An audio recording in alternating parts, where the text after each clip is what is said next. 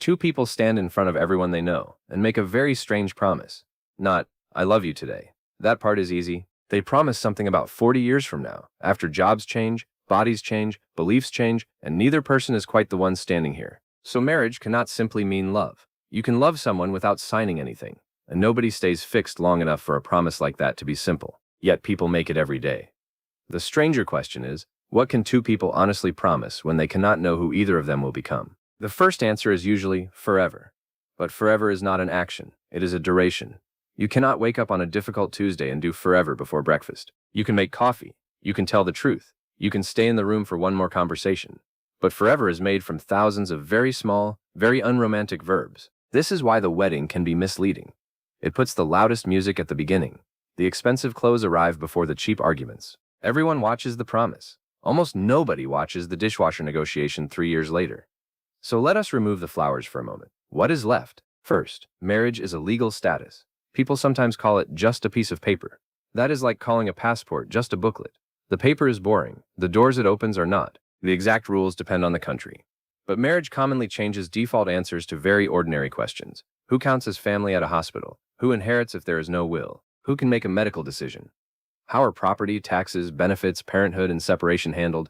You could build many of these arrangements one document at a time. But marriage is a bundle.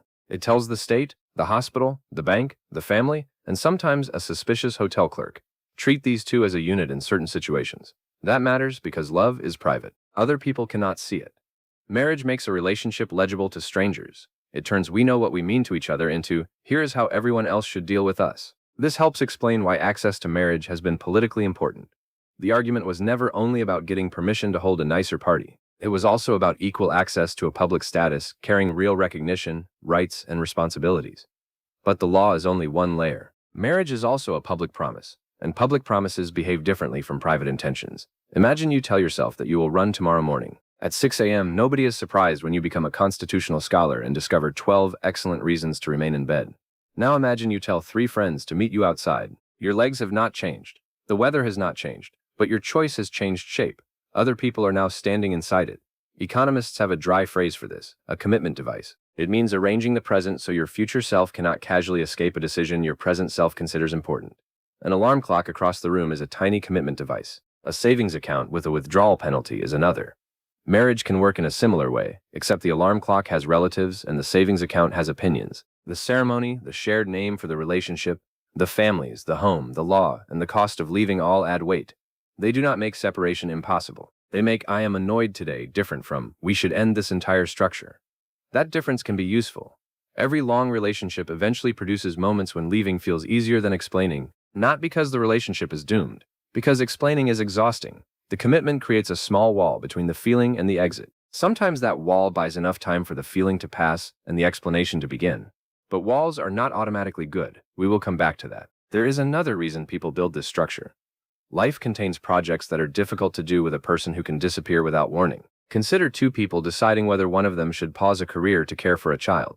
The sacrifice happens now. The benefit is spread across the family for years. The career cost may arrive much later. A promise like, I will make it up to you, is weak if the person making it can leave after receiving the benefit. So couples need a way to make future cooperation more credible. Marriage does not solve the problem perfectly, but legal duties, shared assets, public expectations, and rules for divorce can make the promise harder to ignore. The same structure can support other uneven projects. One person moves for the other person's job. One earns while the other studies. One cares for a sick parent. One becomes sick. One person's good year carries both people through the other person's bad one. Seen this way, marriage is not only a declaration of love, it is a small insurance system operated by 2 amateurs. The amateurs pool money, time, risk, relatives, furniture, and an alarming number of charging cables. They agree that every problem will not be divided exactly 50-50 on every day. Instead, the balance is supposed to appear across a much longer stretch of time. That is the useful side. Marriage lets people make investments that would be dangerous if everything had to be settled by Friday. Now the danger. A structure that makes leaving costly can protect commitment. It can also protect the wrong person from consequences. If the wall between conflict and exit is low, a couple may abandon repair too quickly. If the wall is too high, someone can become trapped behind it. For much of history, many marriage systems were not agreements between equals. They assigned authority, labor, property, sexuality, and social permission unevenly. The public promise could stabilize a household while hiding who paid for that stability. Even now, "we are a team" can become a sentence used to erase one person's work. Care work becomes invisible because it is done at home. Career sacrifice becomes a choice only after the cost is irreversible. Endurance becomes a virtue demanded mostly from the person with fewer options. And in an abusive relationship, making exit harder is not romantic, it is dangerous. This is the point where the commitment device metaphor needs a warning label. The purpose of commitment is to protect a shared project from temporary impulses. It is not to protect cruelty from accountability. A good wall has a gate. The gate should not swing open during every small argument, but it must open when safety, dignity, or basic freedom requires it. Divorce, then, is not proof that marriage has no meaning. The possibility of divorce helps define what the promise can honestly ask. If the only way to keep a promise is to remove someone's ability to leave, the promise has stopped being voluntary. It may still be a cage, but it is no longer trust. Modern marriage has another problem hiding inside it. We ask one relationship to do an extraordinary number of jobs. Your spouse may be expected to be your lover, best friend, roommate, financial partner, co-parent, emergency contact, travel companion, therapist, career consultant, and the person who remembers which cupboard contains the batteries. In older systems, some of these needs were spread across larger families, neighborhoods, religious communities, workplaces, and fixed social roles. Those systems had plenty of problems of their own, but they did not always expect one person to be an entire village with attractive hair. Today, marriage is often chosen more freely. That is a major gain. But freedom raises expectations. If you chose this person for personal happiness, then ordinary unhappiness can feel like evidence that you chose incorrectly. The relationship is no longer only a place where life happens. It becomes a product that must keep proving its value. This produces a strange pressure.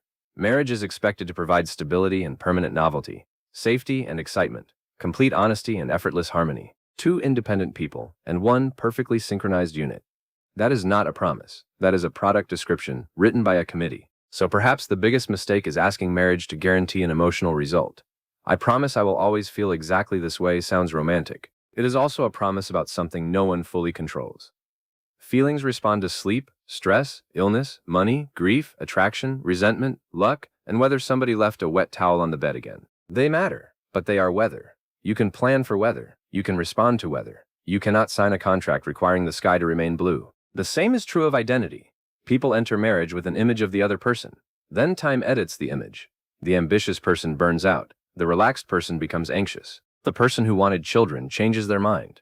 The person who never wanted a quiet life suddenly wants a garden and starts having serious opinions about soil. Sometimes the change is beautiful. Sometimes it creates a real incompatibility. Usually it is both people changing at different speeds while using old maps. Marriage cannot promise that change will never produce distance. It can only create a process for noticing the distance before it becomes an ocean. That suggests a more honest kind of vow. Not a prediction vow, a practice vow. Not, "we will never become strangers," but, "when you become unfamiliar, I will get curious before I get cruel." Not, "we will never hurt each other," but, "when harm happens, I will not use love as a reason to avoid repair." Not, "we will always agree," but, "I will not turn every disagreement into a trial where our entire relationship is the defendant."